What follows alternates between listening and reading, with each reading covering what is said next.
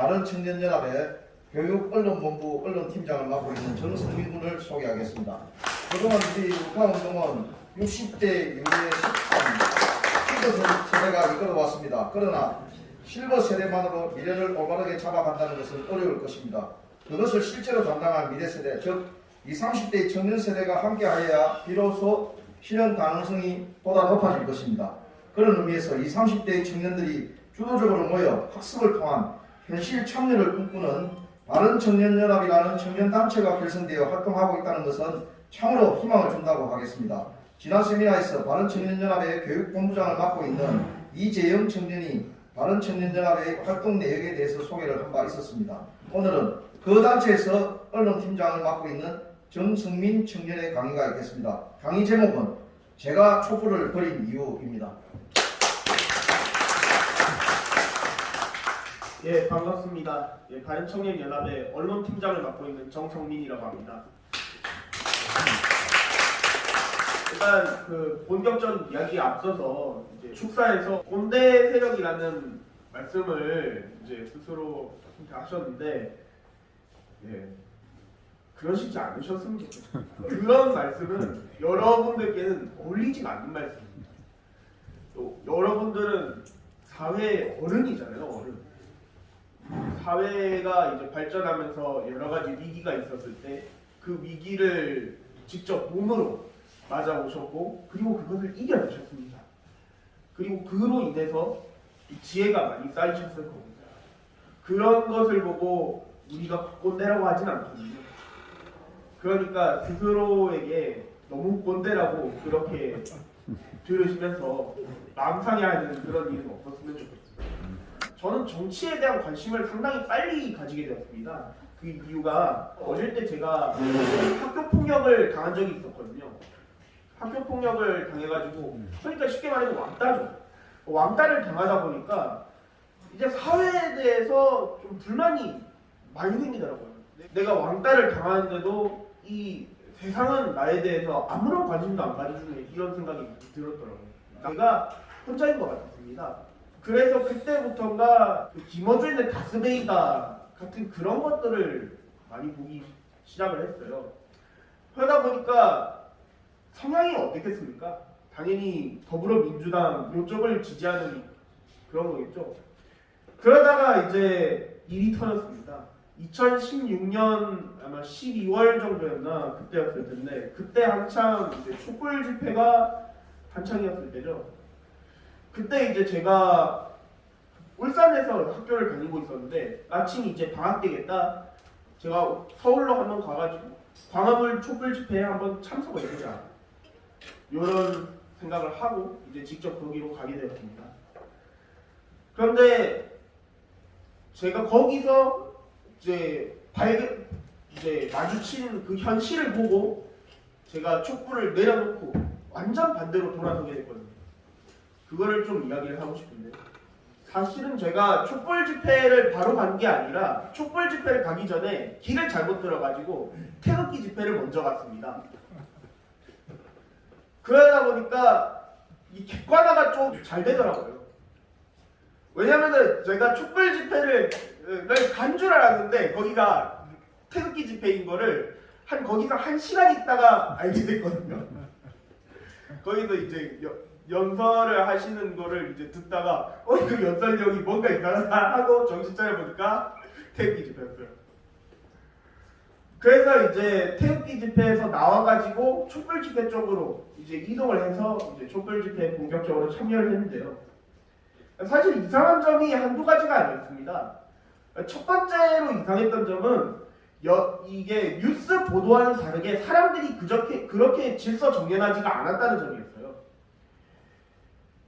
물론 이제 나중에 후속 보도로 이제 뉴스 기사들이 몇 가지가 나오긴 했지만은 촛불 집회에서 시위를 하던 사람들은 생각보다 민주 시민이라는 그런 모습과는 거리가 있었어요. 막 길거리에 쓰레기도 버리고 또 담배도 피고 그런 식으로, 왜 우리가 말하는 선진국의 그런 이제 민주 시민이라는 느낌과는 많이 거리가 있었죠. 그리고 두 번째는 해당 시위 장소에 노조들이 있었다는 점입니다. 그러니까 민노총 노조들이 있었죠. 사실 이제 그때 중학교 때였는데 그때 사회 시간에는 제가 분명히 알기로는 노조는 이익집단이고 그 노조가 이제 시위를 하는 거는 자기네들의 이익을 위해서 그렇게 시위를 하는 걸로 알고 있었어요. 그러니까 단체 교섭권을 위해서 그렇게 시위를 하는 것으로 알고 있었는데 거기서 이제 민노총 조끼를 입은 사람들이 이제 팻말을 들고 이제 박근혜 정부를 규탄하는 그런 시위를 하고 있었던 것입니다. 그러니까 개인적으로 납득이 많이 안 됐죠. 그리고 세 번째는 거기에 이석기를 석방하라라는 그런 플래카드가 나돌고 있었습니다. 사실은 이제 통합진보당은 국가보안법 위반과 이제 내란 선동으로 이제 해체가 된 정당이잖아요. 그리고 그렇게 이제 해체된 것은 다름이 아니라 헌법재판소가 판결을 해가지고 그렇게 해체를 한 것이고요. 그리고 그에 따른 법적 근거도 타당했죠. 당연히 이제 나라를 위협하는 그런 정당이었으니까요. 그런데 그 통합진보당을 다시 부활시키고 그리고 그 주동자인 이석기를 해방시키라고 합니다. 이석기를 풀어주라 이런 식으로 주장하는 것이었습니다. 그러니까 이쯤 가면은 촛불 집회가 거의 막 나가기 시작하는 거죠. 그리고 마지막으로 제가 여기서 이제 딱 포인트를 잡고 환상이 완전 깨진 부분이 있었습니다. 다름이 아니라 요거는 이제 세월호 관련이었는데요. 그때 당시 이제 촛불 집회는 이제 세월호 유가족들이 이제 밥을 나눠주는 그런 텐트가 있었습니다. 사실 이제 시위를 하다 보면 이게 행진을 하는데 이 행진을 하다 보면 사람들이 배고프지 않겠습니까, 그죠? 그래서 그런 사람들을 대상으로 이제 세월호 유가족들이 이제 그 시위 참여자들한테 카레 라이스를 나눠준 것이죠. 제 기억에는 돈가스도 있었을 텐데 아무튼 이제 저는 카레 라이스를 먹었습니다. 그런데 이제 그 카레 라이스를 나눠줄 때 그 유가족분이 저한테 한 말이 제 머리를 완전 때리더라고요. 어떤 말씀을 하셨냐면은 이 시위에 나와주셔서 감사합니다라는 말을 했어요. 분명히 저는 박근혜 대통령의 국정농단 사태 때문에 이 시위에 참석을 했던 것이지 세월호 문제 때문에 참석을 했던 게 아니었거든요. 그런데 그렇게 이야기를 하니까 뭔가 이상한 거예요. 그래서 그날 이제 집에 가서 과연 촛불 집회를 반대하는 이런 사람들은 어떤 주장을 하나 그것을 공부하기 시작을 했습니다. 그런 것을 이제 공부하다 보니까 이제 알게 된 것은 탄핵이라는 것이 상당히 정치적인 문제고 그리고 민주당은 이제 자기네들의 정치적인 이익을 위해서 억지로 엮어가지고 멀쩡한 대통령을 탄핵하려고 했구나. 그것을 알게 되었습니다. 그리고 이제 저는 완전히 반대로 돌아서가지고 이런 활동을 반대로 돌아서가지고 이제 태극기 집회도 몇 번 참석을 하긴 했습니다.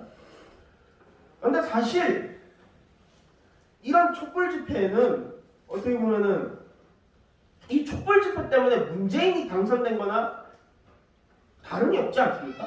그죠? 왜냐면은 그때 박근혜 대통령께서 탄핵이 되시고 이제 그 다음 대선 때 민주당 쪽에서 어떤 멘트를 했는지 그거를 잘 생각해 보십시오. 어대문 어차피 대통령은 문재인 이거 아니었습니까? 민주당 본인들도 스스로 알고 있던 겁니다. 박근혜 대통령을 한 번만이라도 쫓아내면은 어차피 그 다음 대권은 자기네들께 된다는 것을 말합니다.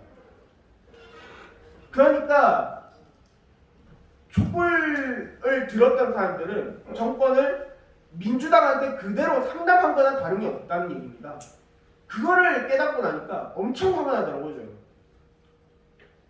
근데 단순히 이제 이런 것 때문이 아니라 청년들이 많이 민주당한테도 돌아섰잖아요, 그죠?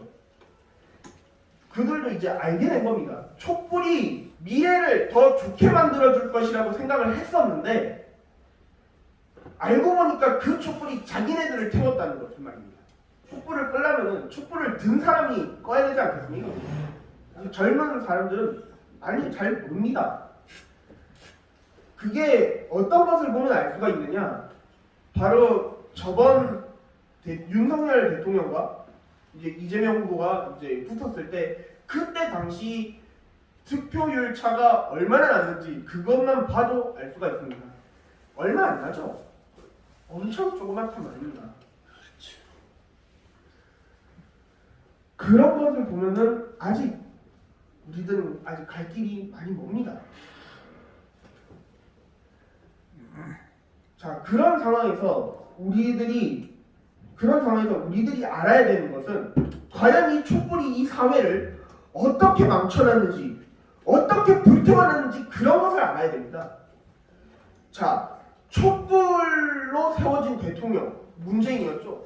문재인이 대통령을 올라갈 때 했던 말이 무엇이었습니까?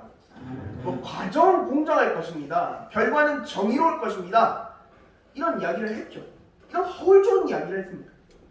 그런데 결과는 어찌 됐습니까? 서로 사랑을 하고 그리고 그 청춘을 불태워야 할 청년들이 이제는 서로 갈라져서 싸우고 있습니다. 남자와 여자로 갈라져서 싸우고 있어요. 그리고 세대 간에는 또 어떻습니까? 이제는 세대 간으로 갈라져서 싸우고 있습니다. 어른과 어린이가 갈라지고 그리고 청년과 노인들이 갈라져서 싸우고 있습니다. 이렇게 갈라져서 싸운 나라가 지난 5년간이었단 말이에요. 그러면 이 갈라져서 싸우는 게 단순히 우리 국민들끼리면 상관 안 하죠. 국제적으로도 싸웠습니다. 우리는 일본과 한국, 미국과 한국 갈라져서 계속 싸웠습니다. 미국과 일본은 우리 우방국인데도 말이에요. 같은 편인데 같은 편끼리 싸웠다는 얘기예요. 그러면서도 중국, 북한한테 가서는 쩔쩔매고 굽신굽신거리고 이게 대한민국입니까? 대한민국이 이런 나라가 아니었잖아요. 20대, 30대 청년들은 그런 모습을 보고 돌아섰던 겁니다. 그런데 아직 잘 몰라요. 아직 잘 모르기 때문에 단순히 반문재인, 반민주당에서 멈춰있는 겁니다. 그렇게 돌아섰던 사람들이 과연 국민의힘을 뽑아줄 것이냐, 보수를 지지할 것이냐, 택도 없는 소리입니다. 그래서 우리들이 더 보수의 가치를 알리고 자유의 중요성을 알려야 하는 것입니다. 그리고 그것이 제가 바른청년연합에서 언론팀장을 맡고 있는 이유기도 합니다. 마지막으로 드리고 싶은 말씀은 아직 저조차도 잘 모른다는 겁니다. 아직 저조차도 보수, 자유 이런 중요한 가치들에 대해서 보다 잘 모르고 그리고 아직 덜 살았기 때문에